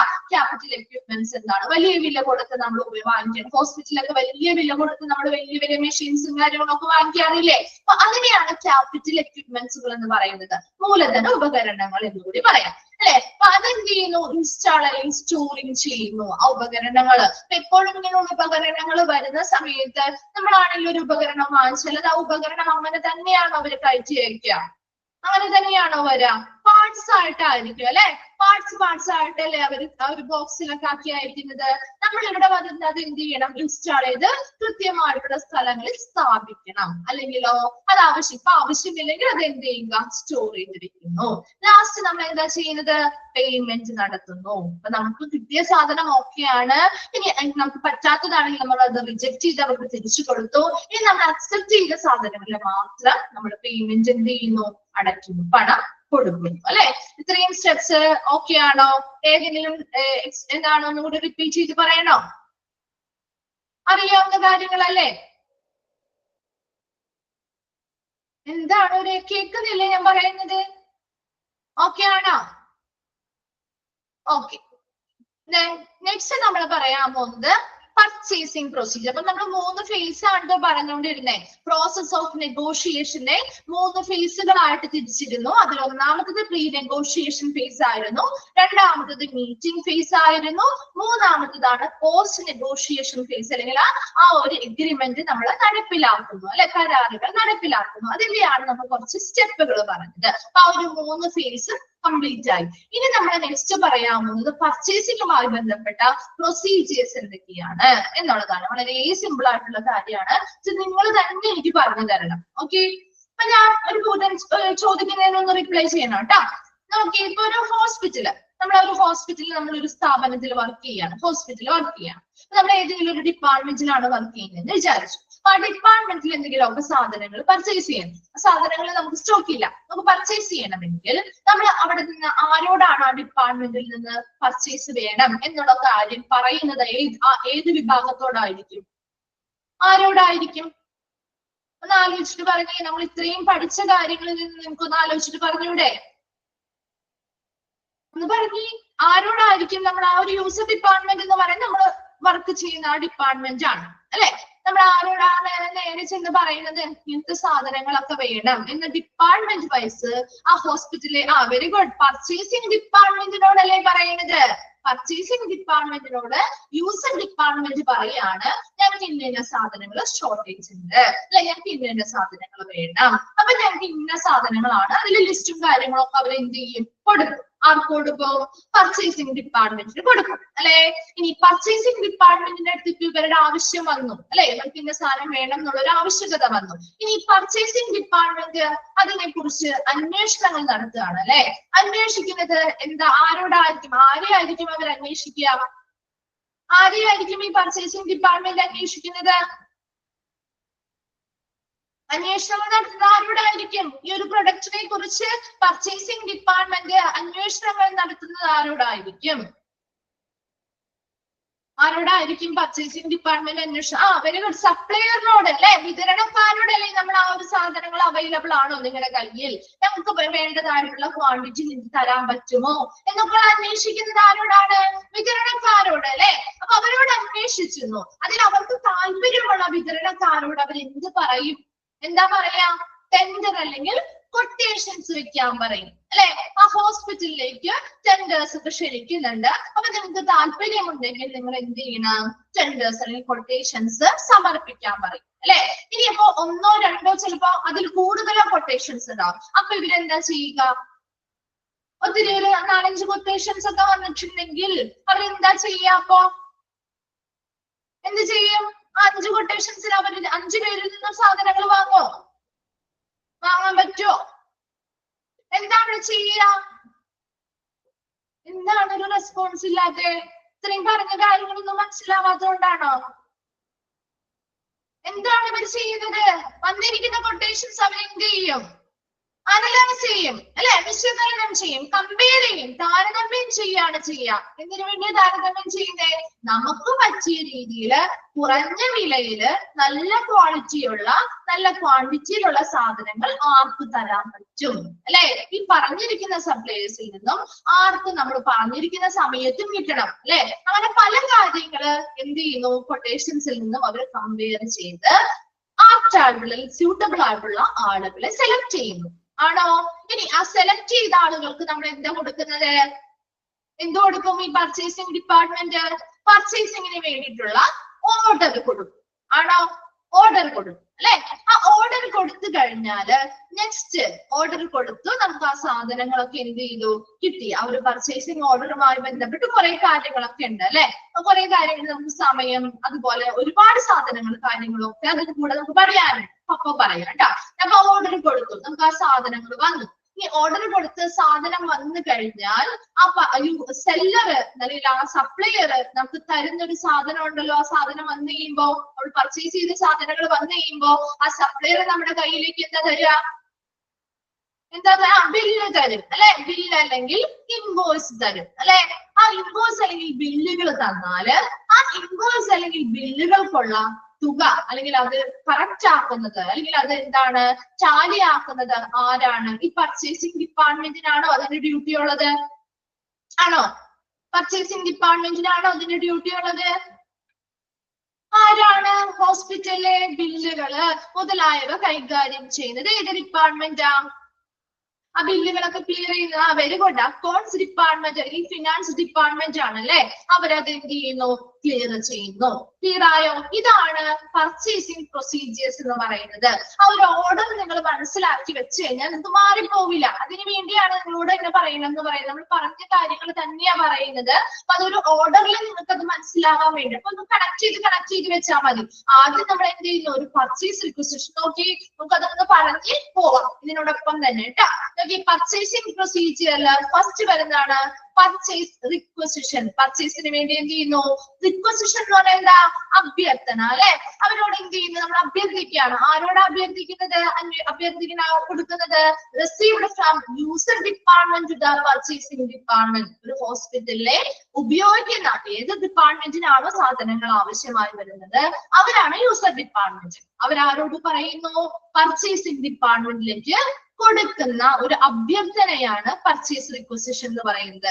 അവർക്ക് എന്തൊക്കെ സാധനങ്ങൾ വേണം അല്ലെ? ആ ഒരു പർച്ചേസ് റിക്വസിഷനിൽ എന്തൊക്കെ കാര്യങ്ങൾ ഉണ്ടാവും? It consist of quantity of material. എത്ര അളവിൽ ഇവർക്ക് ഈ സാധനം വേണം, പർച്ചേസ് ചെയ്യാൻ പോകുന്ന സാധനം എത്ര അളവിൽ ഇവർക്ക് വേണം എന്നുള്ളത് ഉണ്ടാവും. സ്പെസിഫിക്കേഷൻ ഓഫ് മെറ്റീരിയൽ, ഏത് പ്രത്യേക മെറ്റീരിയൽ ആണോ, സ്പെസിഫിക് ആയിട്ടുള്ള ഏത് മെറ്റീരിയൽ ആണോ സാധനമാണോ വേണ്ടത് അതെന്താണെന്നുള്ളത് പറഞ്ഞിട്ടുണ്ടാവും. അതുപോലെ date in which the item should be received, ഇനം ആ ഒരു ഐറ്റം ലഭിക്കേണ്ടതായിട്ടുള്ള തീയതിയും അതിൽ അടങ്ങിയിട്ടുണ്ടാവും. ഒരു പർച്ചേസ് റിക്വസിഷൻ എന്ന് പറയുന്നത് യൂസർ ഡിപ്പാർട്ട്മെന്റ് പർച്ചേസിംഗ് ഡിപ്പാർട്ട്മെന്റിലേക്ക് കൊടുക്കും ഒരു അഭ്യർത്ഥനയാണ്. അപ്പൊ അതിൽ എന്തൊക്കെ കാര്യങ്ങൾ ഉണ്ടാവും എന്ന് പറയുന്നേ? ഏത് ഐറ്റം ആണോ വേണ്ടത് അല്ലെങ്കിൽ ഏത് മെറ്റീരിയൽ ആണോ വേണ്ടത് ആ മെറ്റീരിയലിന്റെ സ്പെസിഫിക്കേഷൻ, കൃത്യമായിട്ടുള്ള സ്പെസിഫിക് ആയിട്ടുള്ള മെറ്റീരിയൽ ഏതാണോ വേണ്ടേ അതിനെ കുറിച്ചുള്ള കാര്യങ്ങൾ ഉണ്ടാവും. എത്ര ക്വാണ്ടിറ്റിയിൽ ആ സാധനം ലഭ്യമാകണം എന്നുള്ളത് ഉണ്ടാവും. അതുപോലെ ആ സാധനം ലഭ്യമാകേണ്ട തീയതിയും ആ ഒരു പർച്ചേസ് റിക്വസിഷനിൽ ഉണ്ടായിരിക്കും. ക്ലിയർ ആണോ അത്? ആ ഒരു പർച്ചേസ് റിക്വസിഷൻ എന്താണ്? ക്ലിയർ ആയോ? ഓക്കെ. നെക്സ്റ്റ് വരുന്നതാണ് പർച്ചേസ് എൻക്വയറി. ഇപ്പൊ പർച്ചേസിംഗ് ഡിപ്പാർട്ട്മെന്റിന് എന്ത് ചെയ്തു? ഇപ്പൊ ഓൾറെഡി യൂസർ ഡിപ്പാർട്ട്മെന്റിൽ നിന്ന് അങ്ങനെ ഒരു അഭ്യർത്ഥന കിട്ടിയിട്ടുണ്ട്. അപ്പൊ നമ്മുടെ പർച്ചേസിംഗ് ഡിപ്പാർട്ട്മെന്റ് എന്ത് ചെയ്യും? അന്വേഷണങ്ങൾ നടത്തും അല്ലെ? എൻക്വയറി നടത്തും. ആരോടാണ്? From purchase department to the supplier അല്ലെ? അവിടുത്തെ വിതരണക്കാരനോട് ഈ സപ്ലയറിനോട് പർച്ചേസിംഗ് ഡിപ്പാർട്ട്മെന്റ് എന്ത് ചെയ്യുന്നു? അന്വേഷണങ്ങൾ നടത്തുന്നു. ഇൻക്ലൂഡ് ലീഡ് ടൈം അല്ലെ? നമ്മളൊരു സാധനം എന്തൊക്കെ കാര്യങ്ങളാണ് അന്വേഷിക്കുന്നത്? നമ്മളൊരു സാധനം ഓർഡർ ചെയ്താൽ അത് നമ്മുടെ കയ്യിൽ കിട്ടുന്നത് വരെയുള്ള സമയമാണ് ലീഡ് ടൈം എന്ന് പറയുന്നത്. സാധനം ഡെലിവറി ചെയ്തതിന് മുൻപ് വരെയുള്ള സമയം. എത്ര സമയം നമ്മൾ ഇത് ഓർഡർ ചെയ്താൽ നിങ്ങൾക്ക് ഡെലിവർ ചെയ്യാനായിട്ട് എത്ര സമയം നിങ്ങൾ എടുക്കും, അതുപോലെ എങ്ങനെയാണ് നിങ്ങളുടെ ക്വാണ്ടിറ്റി, എത്ര ക്വാണ്ടിറ്റിയിൽ നിങ്ങൾക്ക് ഞങ്ങൾ ഓർഡർ ചെയ്യുന്ന രീതിയിലുള്ള ക്വാണ്ടിറ്റിയിൽ നിങ്ങൾക്ക് തരാൻ പറ്റുമോ, അല്ലെ? ആ സ്പെസിഫിക് ആയിട്ടുള്ള ഇപ്പൊ ചില ബ്രാൻഡുകൾ തന്നെ വേണമെന്നുണ്ടാവും ചില മെറ്റീരിയൽസ്. അപ്പൊ അങ്ങനെയുള്ള സ്പെസിഫിക് ആയിട്ടുള്ള ഒരു മെറ്റീരിയൽ നിങ്ങളുടെ കൈവശമുണ്ടോ, അത് ഞങ്ങൾക്ക് ഇത്ര ക്വാണ്ടിറ്റിയിൽ സെയിൽ ചെയ്യാൻ പറ്റുമോ എന്നുള്ള കാര്യങ്ങളെ കുറിച്ച് അവരോട് എന്ത് ചെയ്യുന്നു, സപ്ലയേഴ്സിനോട് ഈ പർച്ചേസിംഗ് ഡിപ്പാർട്ട്മെന്റ് അന്വേഷണങ്ങൾ നടത്തും. ക്ലിയർ ആണോ അത്? നെക്സ്റ്റ് വരുന്നതാണ് quotations from supplier to the purchase department. ഇനി അങ്ങനെ അന്വേഷണങ്ങൾ നടത്തി കഴിയുമ്പോൾ താല്പര്യമുള്ള സപ്ലയേഴ്സ് എന്ത് ചെയ്യുന്നു, ആ പർച്ചേസിംഗ് ഡിപ്പാർട്ട്മെന്റിലേക്ക് കൊട്ടേഷൻസ് അയക്കുന്നു. ഈ കൊട്ടേഷൻസിൽ include the price of material, അവർ കൊടുക്കാന്ന് പറയുന്നതായിട്ടുള്ള ആ മെറ്റീരിയൽസിന്റെ വില ഉണ്ടാവും, അതുപോലെ ക്വാണ്ടിറ്റി, എത്ര ക്വാണ്ടിറ്റിയിൽ അവർക്ക് കൊടുക്കാൻ പറ്റും എന്നുള്ള കാര്യങ്ങളൊക്കെ ആ ഒരു കൊട്ടേഷനിൽ അടങ്ങിയിട്ടുണ്ടാവും. ഇനി വന്നിരിക്കുന്ന കൊട്ടേഷനിൽ നിന്നും comparative statement compare different quotations എന്താണ് എടുക്കുന്നത്, പല കൊട്ടേഷൻസ് ഉണ്ടെങ്കിൽ അവയെല്ലാം താരതമ്യം ചെയ്ത് ഈ ഹോസ്പിറ്റലിന് പറ്റുന്ന രീതിയിലുള്ള അനുയോജ്യമാണെന്ന് തോന്നുന്ന ഒരു കൊട്ടേഷൻസ് സെലക്ട് ചെയ്യുന്നു. ഇനി അവർക്ക് ആ ഒരു സപ്ലയറിനെ കണ്ടെത്തി അവർക്ക് എന്ത് ചെയ്യുന്നു, പർച്ചേസിങ്ങിന് വേണ്ടിയുള്ള ഓർഡറുകൾ നൽകുന്നു. ക്ലിയർ ആണോ? ഇത്രയും ഭാഗം ക്ലിയർ ആണോ?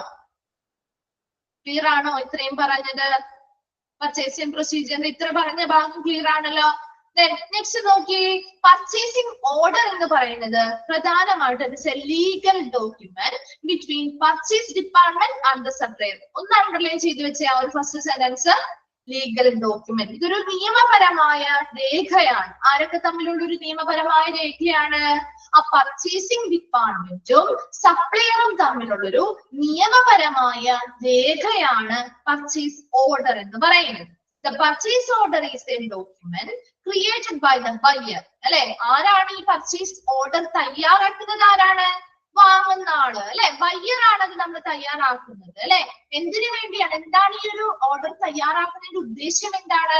Answer the purpose of ordering goods from the supplier. വിതരണക്കാരിൽ നിന്ന് സാധനങ്ങൾ ഓർഡർ ചെയ്ത് ലഭ്യമാക്കുക എന്നുള്ളതാണ് ഈ ഒരു പർച്ചേസ് ഓർഡറിന്റെ പ്രധാന ഉദ്ദേശം എന്ന് പറയുന്നത്. തയ്യാറാക്കുന്നത് ആരാണ്? വാങ്ങുന്ന ആളുകളാണ്, അല്ലെ? എന്താണ്? ബയ്യേഴ്സ് അല്ലെങ്കിൽ വാങ്ങുന്ന ആളുകളാണ് ഒരു പർച്ചേസുമായി ബന്ധപ്പെട്ട ഓർഡർ തയ്യാറാക്കുന്നത്. ഇതൊരു നിയമപരമായ രേഖയാണ്. ആരൊക്കെ തമ്മിലാ? പർച്ചേസിംഗ് ഡിപ്പാർട്ട്മെന്റും സപ്ലയറും തമ്മിലുള്ളൊരു നിയമപരമായ രേഖ കൂടിയാണ് പർച്ചേസിംഗ് ഓർഡർ എന്ന് പറയുന്നത്. ഇത്രയും ക്ലിയർ ആണോ? ഇനി ഓരോ പർച്ചേസിംഗ് ഓർഡറുകളിലും കുറച്ച് കാര്യങ്ങൾ അടങ്ങിയിരിക്കും. എന്തൊക്കെയാണ്? Every purchasing order should contain the correct date. കൃത്യമായിട്ടുള്ള ഡേറ്റ് ഉണ്ടാവും ആ ഒരു പർച്ചേസിംഗ് ഓർഡറിന്. അതുപോലെ name and address of the hospital. Hospital and supplier, അവിടുത്തെ ആ ഒരു സപ്ലയറിന്റെയും ആ ഹോസ്പിറ്റലിന്റെയും പേരും വിശദമായിട്ടുള്ള അഡ്രസ്സും എല്ലാം ആ ഒരു പർച്ചേസിംഗ് ഓർഡറിൽ രേഖപ്പെടുത്തിയിട്ടുണ്ടാകും. കൃത്യമായ ഡേറ്റ് രേഖപ്പെടുത്തിയിട്ടുണ്ടാകും. അതുപോലെ ഡിസ്ക്രിപ്ഷൻ ഓഫ് ഗുഡ്സ്, ഏതൊക്കെ സാധനങ്ങളാണോ വേണ്ടത് അതിനെ കുറിച്ചുള്ള കൃത്യമായ വിവരണങ്ങളും ഉണ്ടാകും. And price of the item, ആ ഒരു സാധനത്തിന്റെ വില എന്താണെന്നുള്ളത് ഉണ്ടായിരിക്കും. ആൻഡ് ഓർഡർ നമ്പർ ഉണ്ടായിരിക്കും. ആൻഡ് ടേംസ് ആൻഡ് കണ്ടീഷൻസ്, വ്യവസ്ഥകളും നിബന്ധനകളും ഉണ്ടായിരിക്കും. ഇനി ഏത് രീതിയിലാണ് നമ്മുടെ ക്യാഷ് ആയിട്ടാണോ ക്രെഡിറ്റ് ആയിട്ടാണോ നമ്മൾ പർച്ചേസ് ചെയ്യുന്നത് എന്നുള്ള കാര്യം ഉണ്ടായിരിക്കും. അതുപോലെ മോഡ് ഓഫ് പേയ്മെന്റ്, നമ്മൾ പൈസയാണ് പണം നേരിട്ട് കൊടുക്കുകയാണോ ചെക്ക് വഴിയാണോ നമ്മൾ ആ ഒരു പേയ്മെന്റ് ചെയ്യുന്നത്, പേയ്മെന്റിന്റെ രീതി എങ്ങനെയാണ്. അതുപോലെ signature of the authorised person, അംഗീകൃതപ്പെട്ട അല്ലെങ്കിൽ അംഗീകരിക്കപ്പെട്ട വ്യക്തികളുടെ ഒപ്പും ആ ഒരു പർച്ചേസ് ഓർഡറിൽ ഉണ്ടായിരിക്കും. പർച്ചേസ് ഓർഡർ എന്ന് പറയുന്നത് ഒരു നിയമപരമായ രേഖയാണ്. പർച്ചേസിംഗ് ഡിപ്പാർട്ട്മെന്റും സപ്ലയറും തമ്മിലുള്ള ഒരു നിയമപരമായ രേഖയാണ്. ഈ ഡോക്യുമെന്റ് ഉണ്ടാക്കുന്നത് ആരാണ്? വാങ്ങുന്ന ആളാണ്, അല്ലെ? ബയ്യറാണ് ഈ ഒരു പർച്ചേസിംഗ് ഓർഡർ എന്ന് പറയുന്ന ആ ഒരു ഡോക്യുമെന്റ് ക്രിയേറ്റ് ചെയ്യുന്നത്. എന്തിനു വേണ്ടിയാ?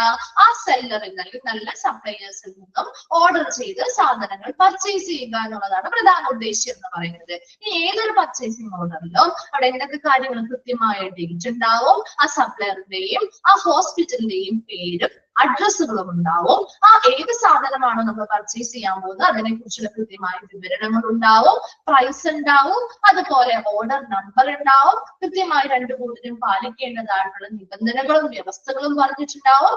ഏത് രീതിയിലാണ് നമ്മൾ പർച്ചേസ് ചെയ്യുന്നത്, ക്യാഷ് ആയിട്ടാണോ ക്രെഡിറ്റ് ആയിട്ടാണോ നമ്മൾ പർച്ചേസ് ചെയ്യുന്നുണ്ടാവും. അതുപോലെ ഏത് രീതിയിലാണ് നമ്മൾ പണം അടയ്ക്കുന്നത്, ക്യാഷിലൂടെയാണോ അല്ലെങ്കിൽ ചെക്കിലൂടെയാണോ നമ്മൾ പണം അടയ്ക്കുന്ന രീതി ഏതിലൂടെയാണെന്നുള്ളത് ഉണ്ടാവും. അതുപോലെ അംഗീകരിക്കപ്പെട്ട ആളുകളുടെ ഒപ്പും ആ ഒരു പർച്ചേസ് ഓർഡറിൽ ഉണ്ടായിരിക്കും. കിട്ടിയോ? പർച്ചേസ് ഓർഡർ എന്താണെന്നുള്ളത് മനസ്സിലായോ? ഓക്കെ ആണ്. ദെൻ നെക്സ്റ്റ് വരുന്നതാണ് ഇൻവോയ്സ് ഓർ ബില്ല്. അറിയാവുന്ന കാര്യമാണ് അല്ലെ? Okay, the invoice is created by the supplier and show how much the buyer requires to pay for goods brought from the supplier. എന്താണ് ഇൻവോയ്സുകൾ എന്ന് പറയുന്നത്? ഇത് ആർക്ക് കൊടുക്കുന്നതാണ്? പർച്ചേസ് ചെയ്ത ആളുകൾക്ക് സപ്ലയേഴ്സ് കൊടുക്കുന്നതാണ് അല്ലെ? ബില്ലാണെങ്കിൽ നമുക്ക് അങ്ങനെയല്ലേ തരാം. നമ്മളാണ് സാധനം വാങ്ങിക്കുന്നതെങ്കിലും നമുക്കത് തരുന്നതാരാ? വിതരണക്കാരും അല്ലെ? സപ്ലയർ ആണ് നമുക്ക് ആ ഒരു ബില്ല് അല്ലെങ്കിൽ ഇൻവോയ്സുകൾ തരുന്നത്. And shows how much the buyer required to pay for goods brought from the supplier. ഇതെന്താ?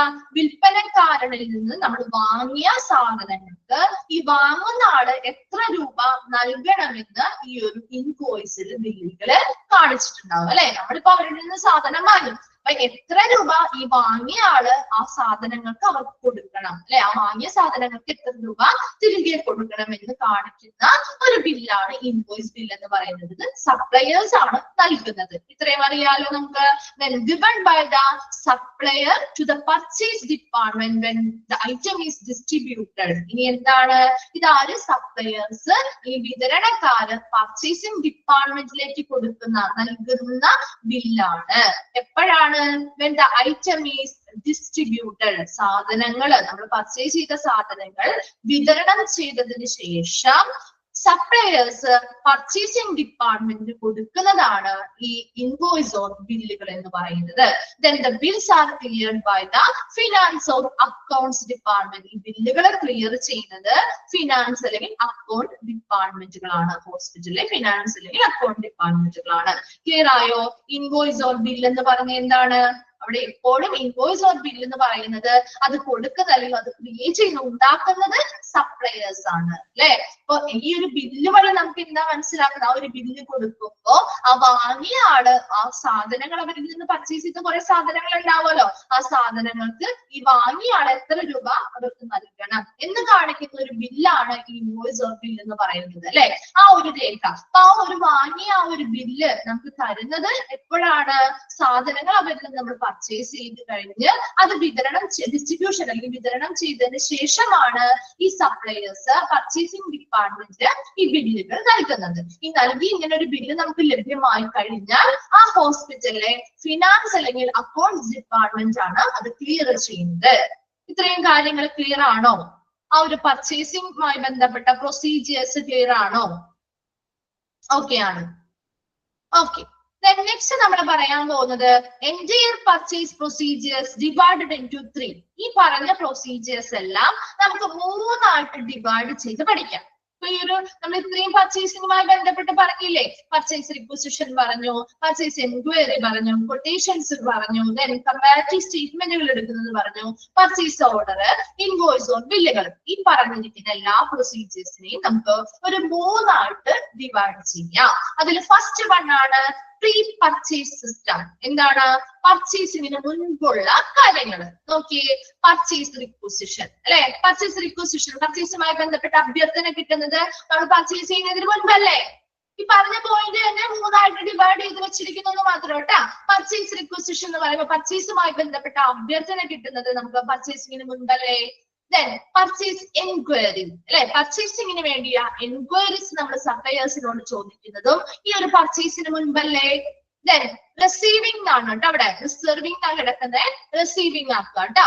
റിസീവിംഗ് ദ കൊട്ടേഷൻസ് അല്ലെ, റിസീവിംഗ് കൊട്ടേഷൻസ് നമുക്ക് സ്വീകരിക്കുന്നത്. അതൊരു പർച്ചേസ് ചെയ്യുന്നതിന് മുൻപല്ലേ നമുക്കത് കിട്ടുന്നത്.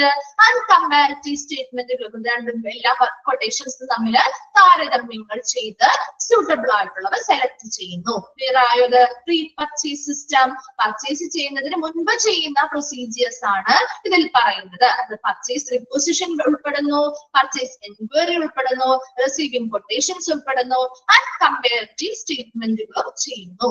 ക്ലിയർ ആണോ? അത് പറഞ്ഞ കാര്യങ്ങൾ തന്നെ നമ്മൾ ഒരു 3 ഇതായിട്ട് ഡിവൈഡ് ചെയ്യുന്നു എന്ന് മാത്രം കേട്ടോ. നെക്സ്റ്റ് വരുന്നതാണ് ഓർഡറിംഗ് സിസ്റ്റം. നമ്മൾ അതിന് വേണ്ടിയിട്ടുള്ള പർച്ചേസിംഗിന് വേണ്ടിയിട്ടുള്ള ഓർഡർ കൊടുക്കുകയാണ് ചെയ്യുന്നത്. ഓർഡറിംഗ് സിസ്റ്റത്തിൽ preparation of purchase order and follow up. പർച്ചേസിംഗിന് വേണ്ടിയിട്ടുള്ള ഓർഡറുകൾ നൽകുന്നു, ഫോളോ അപ്പുകൾ ചെയ്യുന്നു. നെക്സ്റ്റ് വരുന്ന മൂന്നാമത്തെ വിഭാഗമാണ് പോസ്റ്റ് പർച്ചേസിംഗ് സിസ്റ്റം. പർച്ചേസിംഗ് കഴിഞ്ഞതിന് ശേഷം വരുന്ന കാര്യങ്ങളാണ്. എന്താ? പർച്ചേസിംഗിന് വേണ്ടിയുള്ള നമ്മൾ ഓർഡറുകൾ കൊടുത്തു, അതിനുശേഷം നമുക്ക് എന്ത് ചെയ്യുന്നു? ആ ഓർഡർ കൊടുത്ത പ്രകാരം സാധനങ്ങൾ എന്ത് ചെയ്യും? വരും അല്ലെ, അത് നമ്മൾ സ്വീകരിക്കുന്നു. അതിനുശേഷം അത് ഇൻസ്പെക്ഷൻസ് പരിശോധനകൾ നടത്തുന്നു. ഓക്കെ ആണെങ്കിൽ നമ്മൾ എന്ത് ചെയ്യുന്നു? ബില്ല് പേയ്മെന്റ് നടത്തുന്നു. ക്ലിയർ ആണോ? അത് ആ 3 കാര്യങ്ങളും ഓക്കെ ആണോ? പറഞ്ഞ കാര്യങ്ങൾ തന്നെ 3 ആയിട്ട് ഡിവൈഡ് ചെയ്ത് പറയുന്നത് മാത്രമേ ഉള്ളൂ കേട്ടാ. ക്ലിയർ ആണോ? അത് ഓക്കെ.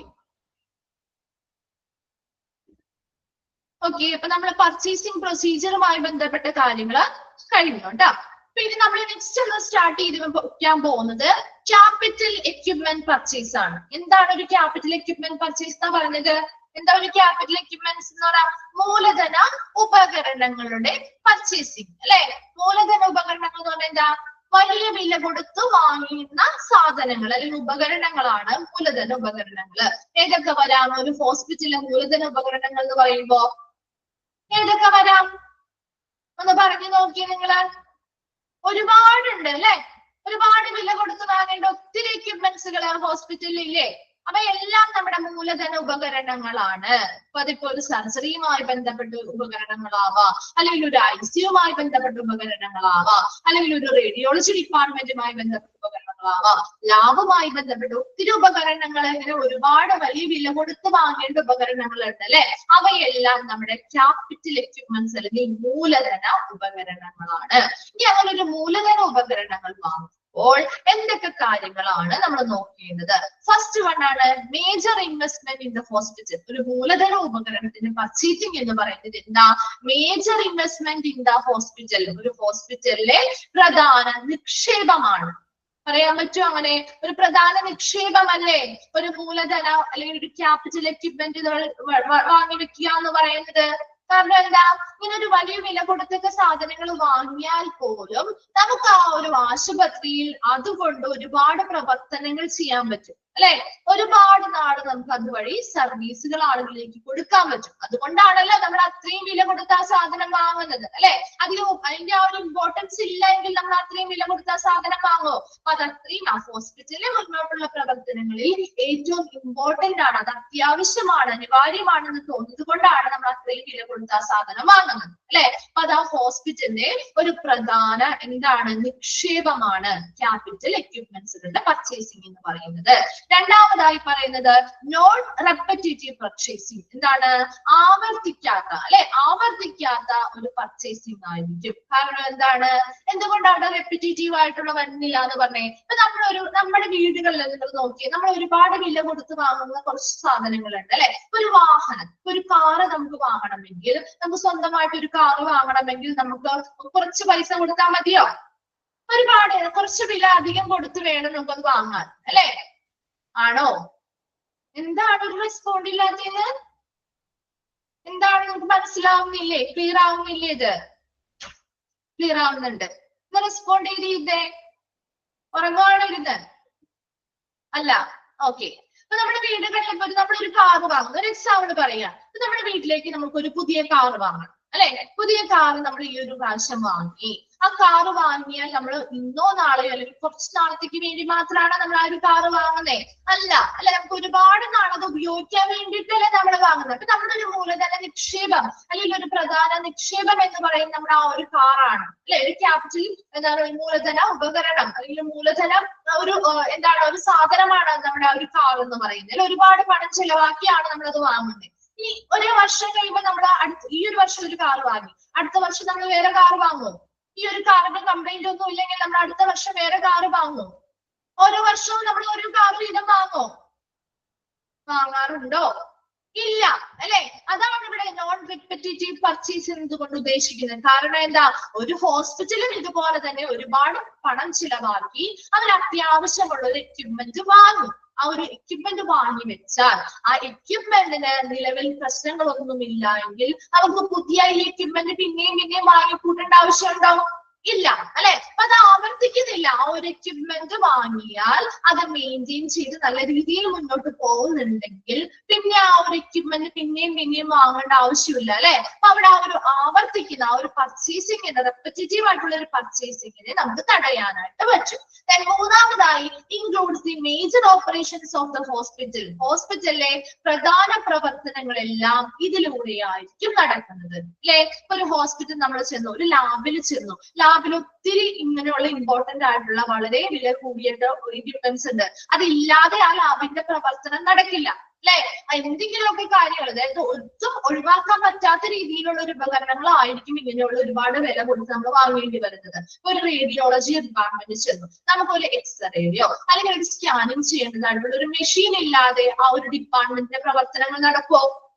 ആ ഒരു ഡിപ്പാർട്ട്മെന്റിന്റെ പ്രവർത്തനങ്ങൾ അങ്ങനെയുള്ള മെഷീൻസ് ഇല്ലാതെ നടക്കുമോ? ഇല്ല.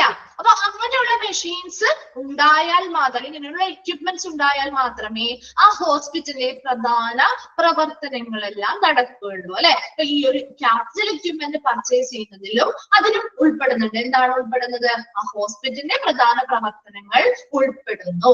നടക്കണമെങ്കിൽ ഇങ്ങനെയുള്ള എക്യുപ്മെന്റ്സുകൾ നമ്മൾ പർച്ചേസ് ചെയ്താലേ പറ്റുള്ളൂ. അത് അത്രയും അനിവാര്യമാണ്. അപ്പൊ അങ്ങനെയുള്ള കാര്യങ്ങൾ കൂടി നടക്കുന്നതിന് വേണ്ടി കൂടിയാണ് നമ്മൾ ഈ ഒരു പർച്ചേസ് ചെയ്യുന്നത്. നാലാമതായി പറഞ്ഞത് in case of financial or accounting terms. Financial accounting ടേമുകളിൽ നമ്മൾ ഈ ഒരു ക്യാപിറ്റൽ എക്യുപ്മെന്റിനെ വിളിക്കുകയാണെങ്കിൽ എന്തെന്ന് വിളിക്കാം? ഇസ് കോൾഡ് ഫിക്സഡ് അസറ്റ് എന്ന് വിളിക്കാം. എന്താണ്? സ്ഥിര ആസ്തി. ആ ഒരു ഹോസ്പിറ്റലിന്റെ സ്ഥിര ആസ്തിയാണ് ഇങ്ങനെയുള്ള ക്യാപിറ്റൽ എക്യുപ്മെന്റ്സുകൾ എന്ന് നമുക്ക് വിളിക്കാവുന്നതാണ്. അപ്പൊ നാല് കാര്യങ്ങളാണ് നമ്മൾ പറഞ്ഞത്. ഒരു ക്യാപിറ്റൽ എക്യുപ്മെന്റ് പർച്ചേസ് എന്ന് പറയുമ്പോൾ അതൊരു മേജർ ഇൻവെസ്റ്റ്മെന്റ് ആണ്. ഒരു ഹോസ്പിറ്റലിലെ പ്രധാന നിക്ഷേപമാണ് ഒരു ക്യാപിറ്റൽ എക്യുപ്മെന്റുകളുടെ പർച്ചേസിംഗ് എന്ന് പറയുന്നത്. രണ്ടാമതായി പറയുന്നത് ആവർത്തിച്ച് പർച്ചേസ് ചെയ്യുന്നത് നമുക്ക് കുറയ്ക്കാനായിട്ട് പറ്റും. ആ ഒരു എക്യുപ്മെന്റ് ഒരു പ്രാവശ്യം വാങ്ങിച്ചു കഴിഞ്ഞാൽ ഒത്തിരി നാൾ നിലനിൽക്കുന്ന രീതിയിലുള്ള നല്ല ക്വാളിറ്റിയുള്ള നല്ല വില കൊടുത്തൊരു സാധനം വാങ്ങുകയാണെങ്കിൽ നമുക്ക് പിന്നെയും എപ്പോഴും അത് പർച്ചേസ് ചെയ്യുന്നത് ഒഴിവാക്കാനായിട്ട് പറ്റും. മൂന്നാമതായി പറയുന്നത് ഈ പറയുന്ന ഉപകരണങ്ങൾ വളരെ ഇമ്പോർട്ടന്റ് ആണ്, അനിവാര്യമായതുകൊണ്ട് തന്നെ ആ ഹോസ്പിറ്റലിലെ പ്രധാന പ്രവർത്തനങ്ങളെല്ലാം ഇതിലൂടെയായിരിക്കും നടക്കുന്നത്. അതുകൊണ്ട് തന്നെ നമുക്ക് ഇത് ഒഴിവാക്കാനായിട്ട് പറ്റില്ല. നാലാമതായി പറയുന്നത് ഫിനാൻഷ്യൽ അല്ലെങ്കിൽ അക്കൗണ്ടിങ് ടേംസിൽ നമുക്ക് ഈ ഒരു ക്യാപിറ്റൽ എക്യുപ്മെന്റിനെ എന്തെന്ന് വിളിക്കാം? ഫിക്സഡ് അസറ്റ് അല്ലെങ്കിൽ സ്ഥിര ആസ്തി. ആ ഹോസ്പിറ്റലിന്റെ സ്ഥിര ആസ്തി എന്നുകൂടി നമുക്ക് ഇത് വിളിക്കാവുന്നതാണ്. ക്ലിയർ ആയോ? ക്യാപിറ്റൽ എക്യുപ്മെന്റ് പർച്ചേസുമായി ബന്ധപ്പെട്ട 4 പോയിന്റ്സ് ഓക്കെ ആണ്. ഓക്കെ, നെക്സ്റ്റ് നമുക്ക് ബാക്കി അടുത്ത ക്ലാസ്സിൽ പറയാം കേട്ടോ. ഡൗട്ട്സോ കാര്യങ്ങളോ ഉണ്ടെങ്കിൽ നെക്സ്റ്റ് ക്ലാസ്സിൽ വരുമ്പോൾ ചോദിക്കാം കേട്ടോ. വായിച്ച് മനസ്സിലാക്കാതെ നിങ്ങൾക്ക് ക്ലിയർ ആവില്ല. എന്താണ് ക്ലിയർ ആവാത്തത് കൊണ്ടാണോ നിങ്ങൾ റെസ്പോണ്ട് ചെയ്യാത്തെ? ആണോ? എന്താണെന്ന് പറഞ്ഞേ.